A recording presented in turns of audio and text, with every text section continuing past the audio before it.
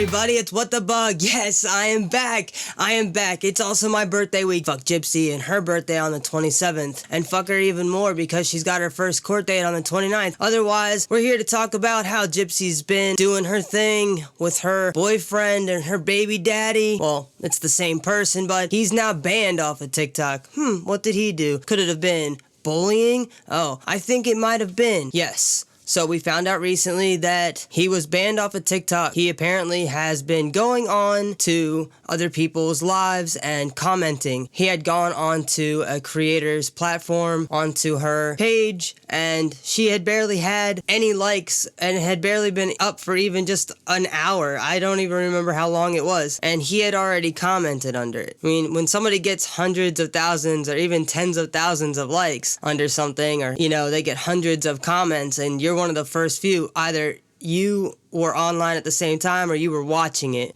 Typically that's how that goes. You get a notification to say, hey, this person is active, or hey, this person posted a video. Same way like we do on YouTube, we're able to subscribe and then hit the bell. You can do the same thing on TikTok, which means that he's watching certain profiles. Why he cares so much is beyond me. Gypsy went live just yesterday or a couple days ago at this point, and she was talking about how, yeah, I'll let you keep your socials. Everything changed because they didn't get to see the behind the scenes stuff. I mean, I was allowed to get my socials back. Yeah, we know that. Who cares what the show showed or not? There's so much stuff that we already know. I don't know why it's such a big deal to have to refer back to the show all the time, explaining things that happened in between, like the baby clothes that were in the closet. Okay, yeah, maybe you needed to explain that. And her explanation wasn't very good. Her explanation was, well, we were talking about kids and we wanted to have it. So I decided that I would just buy it because on the off chance that, me and Ryan did get pregnant one day, I would have it because I don't know if they were going to have it anymore. But then she just laughed about it and was like, yeah, I mean, I left that shit over at Ryan's. Dude, if it was such a big deal for you to have, why are you saying, oh, it's over at Ryan's if it was such a big deal? So either you're just a straight up bitch, or you left it there, on that bitchy note to make Ryan feel some sort of way, or it's Ryan's baby, or you really just don't care, because sentimental things don't seem to be a thing, especially in narcissistic brains. Now, I thought it was funny that Gypsy said, I will let you keep your socials, because she sees that he's getting banned, and she's got a good point. She has told him, and I've heard her say it before, ignore all of the negativity. Although she doesn't do it herself, she's got a good point as far as she's like, don't do as I do, do as I say. Whatever the hell. She doesn't do any of it. She tells Ken one thing. It's like they just talk to each other so rudely. He's like, yeah, don't keep doing that. Because she's like, here comes the one and only Chad. Dude, what? And he does not like that joke. And it's funny because, dude, that Chad shit, y'all should just bank on that, because that's a funny ass meme. Like, you guys could literally get the PR crew to make memes. You already got the remix that was made. The 10-foot pole remix is hot. That shit is funny as hell. But you could literally make memes and t-shirts and all of the things. You could do merch. I mean, dude, bank on it. Fuck it. Embrace the fact that you're a shitty person. Just do it at this point. But no, you have to keep defending yourself and say, I'm not a shitty person. It's not me. It's everyone else around me. Okay? Nick was the shitty person. Dan was the shitty person. Ryan was the shitty person. Pixie? I don't know. She might have blamed Pixie. She might have blamed her for actually shitting, but she didn't train her because she ditched her. I think Pixie deserves a show. Life After Abandonment. I mean, that's what it should be. Pixie. Life After Abandonment. We would tune into that. Although we tune into Gypsy's show, I feel like the creators, we tune in because we really just want to see the absolute shit show of what's going on. The people that are aware of what's going on and see Gypsy for who she is, good. If we're watching stuff, you don't have to watch it on the Lifetime platform. There's other places you can watch it. There's plenty of YouTubers. We cover it, so you don't actually have to watch it if you don't want to. That's fine. I do not blame you. I don't blame you at all. What do you guys think about Ryan? When Ryan goes live, it seems like he tries to say he's going to talk about something else, but then he doesn't actually end up talking about something else. It's sad because he's got a big enough platform now where he could really be doing some things. You know, he keeps talking about wanting to start like a podcast or something like that about wrestling. Go ahead, you got enough people. Although it's like, stop talking about Gypsy. Don't talk about Gypsy and people will stop asking you. Or just ignore the people that are asking about Gypsy. Talk about Pixie. Talk about any of the other things. We understand you're hurt. I mean, this is all crazy and it's only going to get worse from here because you're going to start your divorce hearings and who knows how long that's going to take. The reality of it is that, Ryan, do not let Gypsy play you dirty. She's got Ken in one ear, Kristy in the other ear. I mean, they're like sitting on her shoulders and she's like, I don't know, guys. What should I do? What do you guys think I should do? But the reality of it is,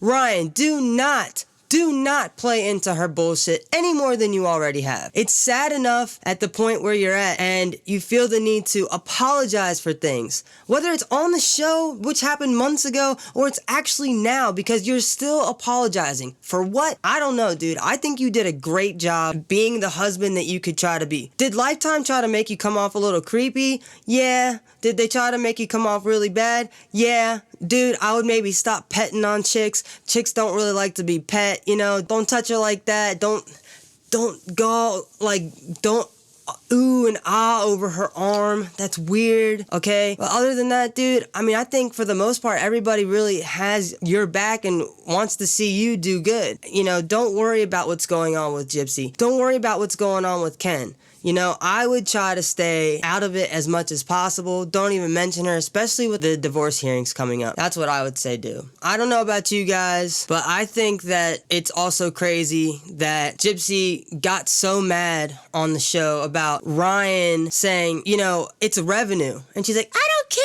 if it's revenue. Wah! Well, dude, you don't have a job. And so technically speaking, part of your rules are to have a job. And I think that what Ryan was saying was accurate. Tell your parole officer that, hey, right now with my popularity, it's hard for me to get a regular 9 to 5. She could find something that would work or they could have it be down low, but nothing is on, like, nothing's low key with Gypsy. That's the problem. She's high key everything. So even if she was to find a job and they were to be like, all right, so Gypsy works here and we're going to keep it hush hush. We're not going to let her be in the front. We just have her in the back. We'll teach her to be like a prep cook or a line cook. There's ways that she could be hidden from the public eye at work. But since she doesn't want to do that, Ryan had a great point of saying, hey, this is revenue. And she just flipped out about it. She took it in the way that he was trying to say, oh, it's about the money. It's about the money. But that's not at all what was being said. I full-heartedly believe that they edited it like that to make Ryan seem bad. They've been doing that. I think they were trying to make it seem like all he cared about was the money, once again, to try to, you know, egg more of the drama on, to make him look bad, to make her look good. But she's not really making herself look good at all. If anybody thinks that there's anything that's going on with Gypsy in the show that makes her a good person, please point it out to me, because apparently I've missed it. If you guys are enjoying yourselves, please do not forget to leave a comment, hit the like button, and also subscribe. Please subscribe. We are so close to 1,000. Everybody that's subscribed so far, thank you so much. Everybody, we need more likes. We need more subscriptions. You guys are all so amazing. Thank you so much. Okay, so then there's the part, you know, I'm recapping both episodes, just parts here and there. I've already talked about how there was the part about Rod and Kristy talking, and I don't like the way that Kristy cuts Rod off.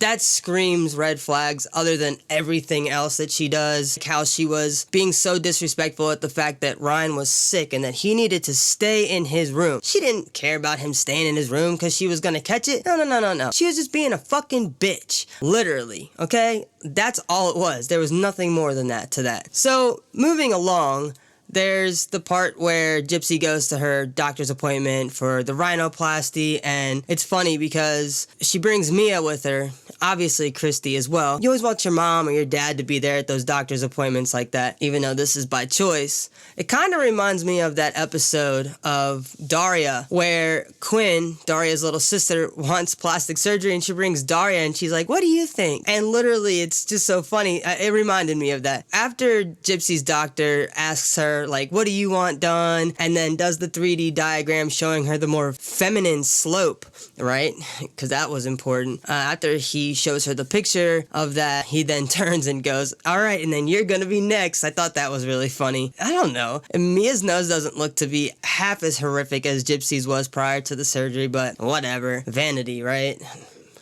I don't know. I don't have a nose like that, so I could only imagine if I had a nose like that, I'd probably want to get it fixed, but I would want to get my teeth fixed. Most people that fall into a little bit of money do. I mean, I was looking at NSYNC's teeth during the This I Promise You video, and if you look at that video and the other ones, especially Justin, he sings and hides his top teeth, and there's parts where they show them, and it's actually interesting if you look at it. Obviously, he's one of the people that have had their teeth done. Actually, all the guys in NSYNC had some sort of work done, but I don't care. That's besides the point. I just love me some NSYNC. I had to talk about them, you know? Yeah! NSYNC. Anyway, so, I don't know. I just think that all of the stuff that goes on all the time with Gypsy, whether it be about her vanity or it be about her baby or any of this stuff, it's just so over the top, and I'm just so tired of it, you know? Like, we need justice for Nick. I think that's the most important thing. Justice for Nick. Because anybody could get online and start talking to somebody that's got a mental disability and talk them into whatever. And she talked him into a horrific, horrific crime. Whether we believe that Nick was the one that actually finally unalived Dee Dee, or that there was actually somebody else and Gypsy, or if it was Gypsy mostly and then Nick finished it off, it doesn't matter what you believe. At the end of the day, she still talked a mentally disabled person into committing a crime that she barely did any time for. If we're really thinking about the crime that was committed and the amount of time that was given to her, absolutely ridiculous. How would you guys feel if Nick was your brother or your cousin, or if he was your son and he went and you know, especially his parents, his poor mom, trusting Gypsy and her little shitty, wannabe, fake Southern, yes, ma'am, yes, sir. No, man, God, I can't believe it. The mom, she felt it in her gut. It wasn't a good idea. She let Nick go because she was like, all right, I guess this will be all right. And she knew. And she's not here anymore either. And she had a different demise than Dee Dee, but still not good, because at the end of the day, it was because of what had happened and she felt responsible. And so she was trying to cope with it the best she could. Unfortunately, that led to an overdose. That's never cool. If you do need help with all of that, please contact any of these numbers or websites. That stuff is always helpful.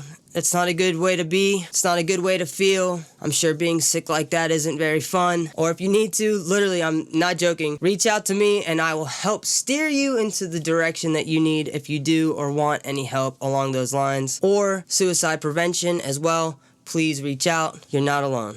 Okay, everybody, well, I'm WhatDaBuG. It's my birthday week. I want to have a good time, but I needed to get a video out for you guys. You guys are amazing. Do not forget to like, follow, share, and subscribe. Also, you can join, and I also have merchandise available now. If you guys think of a product that you'd like, or if you guys think of something that I say in my videos that you want to see on a shirt, whatever it may be, let me know. Please, please let me know. Comment section, it's always a great place to be. Whether you're watching this in the morning, or in the afternoon, or in the evening, or if you're cooking dinner, taking a shower. Wait, I don't know what you're doing.